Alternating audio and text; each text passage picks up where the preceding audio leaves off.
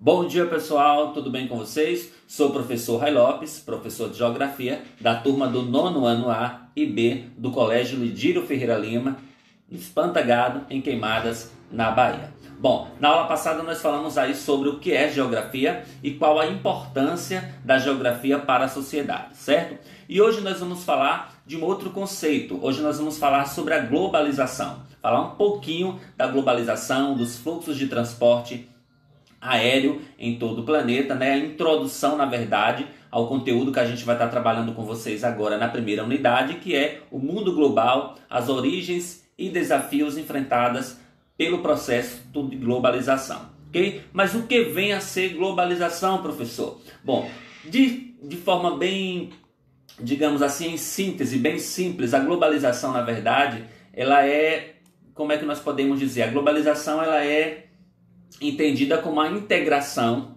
com mais intensidade, das relações socioespaciais, ou seja, em escala mundial, é uma conexão entre diferentes partes do globo terrestre. Hoje nós temos a possibilidade de estar conectados entre outras nações, entre outras partes do mundo. Nós estamos aqui no Brasil, mas nós podemos estar interligados com o Japão, com os Estados Unidos, com os países da Europa, com os países da África, com outros países aqui da América do Sul, por meio de quê? Das telecomunicações. Hoje eu estou aqui em casa gravando essa aula e vocês estão na casa de vocês assistindo a minha aula, ou seja, nós estamos interligados. Mesmo que distantes, é possível manter essa comunicação. Tudo isso graças a quê? Ao avanço da tecnologia dos meios de comunicação, a exemplo da internet, do celular, do computador, do notebook. Então toda essa aparelhagem tecnológica nos possibilita a estar mantendo este contato, mesmo que distante. E hoje nós percebemos como é importante a tecnologia na nossa vida. Então esse avanço tecnológico que começou aí algumas décadas atrás, ele mostrou para a gente ano passado e este ano a importância que esse avanço tecnológico, que a globalização tem no nosso dia a dia. Hoje é possível a gente ter as aulas virtuais, estando em casa, o professor em casa, o aluno em casa, devido a esse avanço tecnológico. Então a pandemia nos possibilitou, de certa forma, a nos aprofundarmos mais ainda na utilização da tecnologia para o nosso benefício, né? A gente tem que utilizar a tecnologia não só para bater papo em redes sociais, mas para também ter o nosso aprendizado, não é isso? Essa troca de experiências, essa comunicação que a gente mantém pelas aulas do Google Meet, as aulas virtuais, né? Pelas plataformas que a gente utiliza para se comunicar hoje, é graças a esses avanços tecnológicos que está ligado, ou seja, interligado na globalização, faz parte do processo de globalização. Então essa aula que a gente está tendo agora nesse momento faz parte do processo que nós chamamos de globalização. Então a globalização, ela é, de certa forma, essa conexão, essa interligação que as pessoas, que os países hoje têm por meio do transporte ou por meio dos meios de comunicação que nos facilitam, então, de certa forma, a manter esse contato com povos e nações diferentes. Bom, no nosso capítulo 1, na nossa unidade 1, nós temos aí na abertura, na introdução, falando um pouco sobre os fluxos de transporte aéreo, né? E aqui em cima nós temos um texto, né, falando aí sobre os fluxos de transporte aéreo, que diz o seguinte, que um dos efeitos mais notáveis da globalização é, sem dúvida, a intensificação dos fluxos aéreos. Ou seja, quando a gente percebe que há uma quantidade hoje muito grande de voos aéreos em todo o planeta,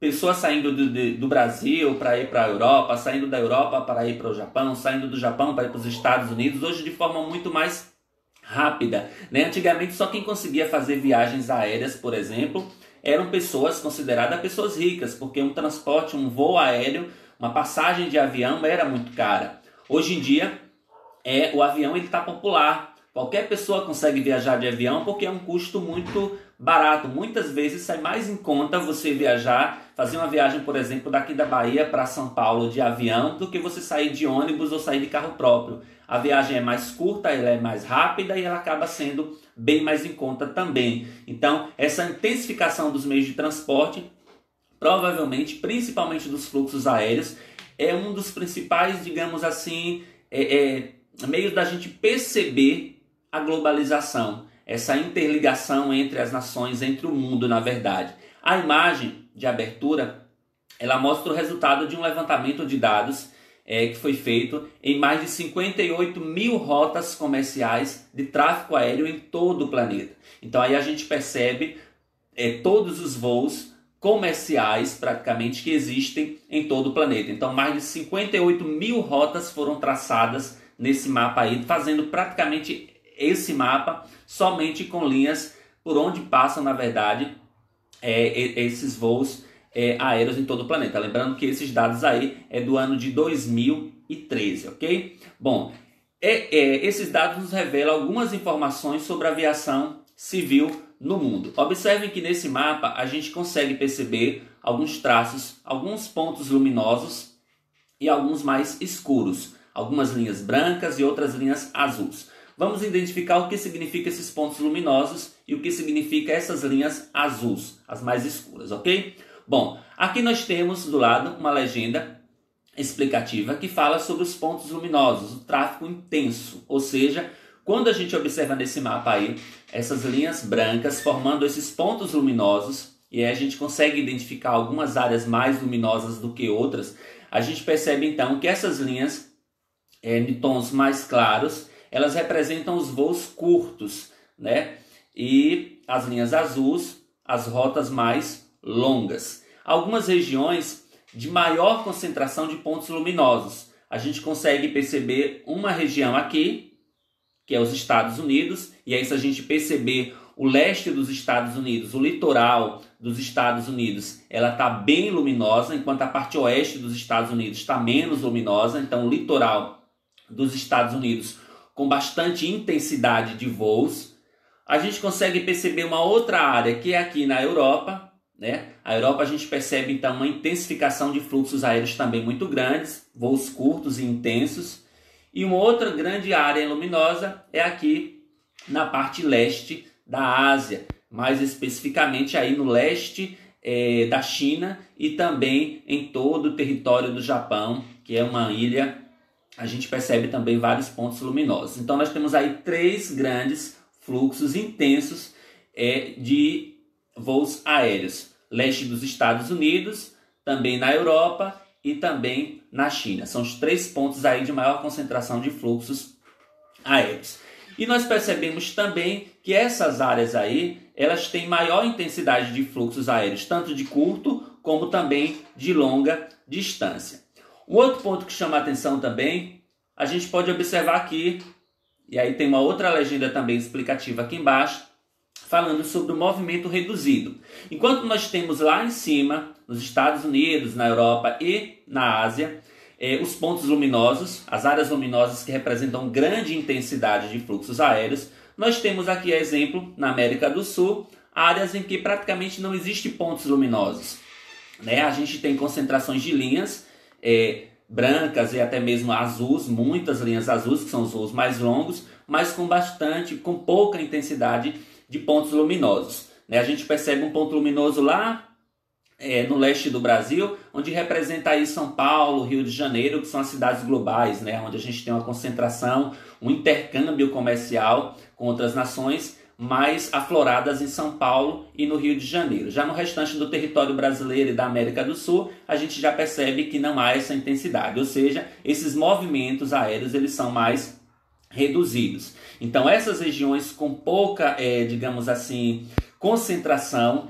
de linhas ou pontos luminosos, elas possuem rotas e fluxos menos intensos, embora elas não estejam de fora do processo de globalização. Elas estão dentro do processo de globalização. Contudo, elas elas funcionam como atividades secundárias. Como assim, professor? Atividades secundárias. Enquanto lá nos Estados Unidos, um exemplo, eles exportam produtos industrializados, nós aqui da América do Sul, nós aqui da América Latina, estamos exportando matéria-prima. Ou seja, nós fornecemos para os países desenvolvidos, para os Estados Unidos, para a Europa e até mesmo para o leste da Ásia, a matéria-prima e eles vão nos fornecer os produtos industrializados. Então, o foco dos países onde está essa concentração luminosa é fornecer produto industrializado. O foco desses países onde há uma redução dos focos luminosos, é uma redução do fluxo de aeronaves, é porque são fornecedores de matéria-prima. Um outro ponto também de destaque, a gente vê aqui nessa outra legenda, aqui na página 13 do livro de vocês, que fala sobre a ocupação litorânea. Bom, se a gente perceber na imagem, os contornos, esses contornos ali dos continentes, eles não estão desenhados. Observem que não há um desenho aí representando todo o planeta, todo o planisfério, todos os continentes. Mas a gente percebe que a partir das linhas tracejadas pelos voos que são realizados por esses países, é possível a gente ver o contorno desses países com essas linhas aéreas. Ou seja, nós não temos um desenho dos continentes, mas nós podemos identificar, conseguimos identificar a localização de praticamente todos os continentes, com exceção apenas aí da Antártida, que não é possível observar aí, porque nós não temos voos com grande intensidade, nem fluxos comerciais para a Antártida. Mas para a Europa, para a América, para a Ásia, para a África e para a Oceania, nós conseguimos identificar a localização desses 5 continentes. Ou seja, e se a gente observar também no contorno desses países, a gente observar aqui no contorno dos países da África, até mesmo aqui da Ásia, da Europa ou lá da América, a gente vai perceber que esse contorno ele é realizado por essas linhas de voos aéreos. Significa o quê? Que os pontos luminosos também, se a gente for observar, a maior parte dos pontos luminosos está localizada no litoral. Ou seja, desde o início da formação da humanidade nesses territórios, nesses continentes, que a população ela se concentra no litoral. E ela se concentrava no litoral por quê do início? Porque eram os locais onde tinha uma facilidade de você manter contato, ou seja, das embarcações conseguirem chegar, de haver o deslocamento de mercadorias, o embarque e desembarque de mercadorias nos portos marítimos. Então fazia com que a população se concentrasse no litoral. Se a gente for analisar o Brasil, por exemplo, 90% da população brasileira vive no litoral, apenas 10% dela vive no interior do nosso país.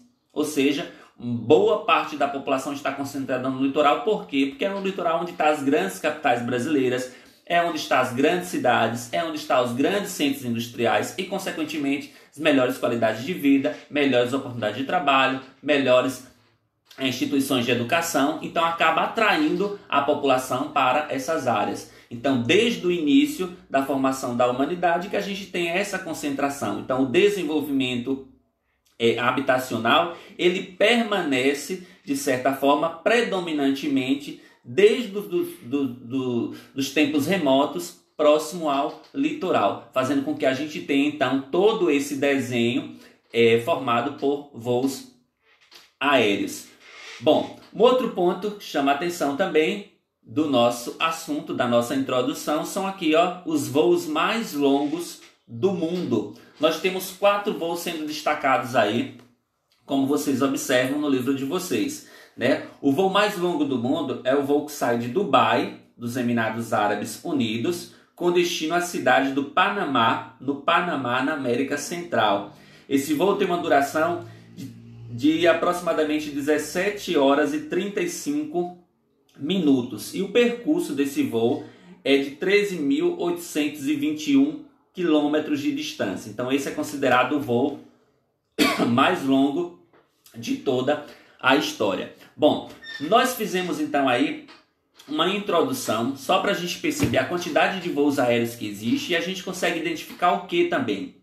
Esse fluxo, o avanço tecnológico, eles contribuiu para o aumento de fluxo de transporte aéreo nas últimas décadas, isso é óbvio, né? Então a tecnologia ela foi fundamental para o avanço no setor de transporte. Se a gente levar em consideração, por exemplo, de acordo com a nossa história, os portugueses saíram no ano de 1522 e chegaram até o Brasil, não é isso? A época de descobrimento, entre aspas, do território brasileiro, né, por Pedro Álvares Cabral.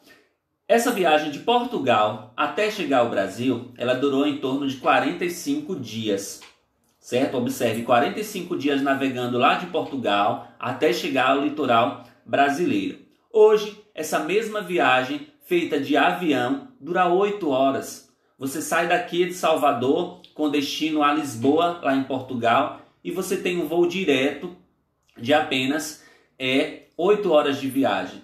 Ou seja, o que era feito em 45 dias, hoje pode ser feito, na verdade, lembrando que a gente está com transportes diferentes também. Nós estávamos falando de caravelas do século XV, que gastaram aí 45 dias para chegar de Portugal até o Brasil. E hoje nós estamos falando de voos aéreos diretos que podem sair daqui do Brasil e chegar lá em Portugal em praticamente 8 horas de viagem. Ou seja, o avanço tecnológico contribuiu sim para, de certa forma, o aumento dos fluxos de transporte. Hoje nós temos aeronaves mais modernas. É óbvio que quando surgiram as primeiras aeronaves, elas não alcançavam a mesma velocidade que uma aeronave hoje. Então, com o passar do tempo, a gente vai tendo avanço, vai tendo melhorias no setor de transporte, e isso vai facilitando para que os voos fiquem cada vez mais rápidos e em um espaço curto de tempo a gente consiga se deslocar de um país para o outro. Lembrando que quando a gente falou aí sobre o voo mais longo, que dura 17 horas e 35 minutos, é voo mais longo, gente, sem escala, é voo direto, sem parar, sem precisar parar para abastecer, sem precisar parar para fazer manutenção. Você sai daqui, por exemplo, de Salvador e vai direto para o Japão. Um exemplo, sai direto para o Japão sem fazer escala, ou seja, é um voo direto. Óbvio que quando é esse voo direto, é praticamente voo comercial, né? Dificilmente você vai ter um voo de passageiros com uma distância dessa sem ter escala. Geralmente quando é voo de passageiros você faz escala para desembarque de passageiros e para embarque de passageiros também nesses aviões. Mas quando é voo comercial, são voos em sua maioria voos diretos. Então os voos longos, diretos, sem escala, o mais longo que a gente tem então é de Dubai até o Panamá, que dura aí aproximadamente 17 horas. Ou seja, são aviões modernos, equipados com grandes reservatórios para combustível. Imagina aí você ter combustível para rodar aí 17 horas direto sem parar, certo? Então, todo esse avanço tecnológico contribuiu sim para o avanço nos fluxos de transporte. Então, tornaram os meios de transporte mais eficientes, aumentaram a capacidade de carga, ampliaram com isso a autonomia de fazer longas viagens sem precisar paradas, sem precisar parar para reabastecer, sem precisar parar para fazer manutenção. Então, todo esse avanço tecnológico, sem sombra de dúvidas, contribuiu sim para os fluxos de transporte aéreo. Se a gente perceber também, os países e regiões do mundo, eles não estão interligados de forma igual. Bom, se a gente tem pontos luminosos lá nos Estados Unidos, na Europa e na China, e a gente tem outras áreas mais escuras, isso quer dizer que os fluxos migratórios, eles são diferenciados. Ou seja, as áreas mais claras das imagens, elas indicam maior intensidade de fluxos aéreos. E as áreas mais escuras, em alguns continentes, mostram regiões com menos intensidade de concentrações aéreas em outras regiões. Ou seja, a gente percebe que há uma concentração muito grande de voos em determinadas áreas, mas há também, digamos assim, uma menor intensidade em outras regiões. Isso quer dizer que a globalização, ela não atinge todo o planeta de forma igual. O processo de globalização, ela é de forma desigual. E a gente percebe isso no nosso dia a dia. Observe que nesse momento a gente está tendo essa aula virtual com vocês, mas nem todos os alunos do nono A e do nono B têm acesso à internet. Nem todos os alunos têm acesso a um celular. Ou seja, a tecnologia, ela não está disponível de forma igual. Enquanto o pessoal aqui da sede está tendo acesso com facilidade à internet, o pessoal de lá da zona rural tem dificuldade de encontrar um ponto de internet.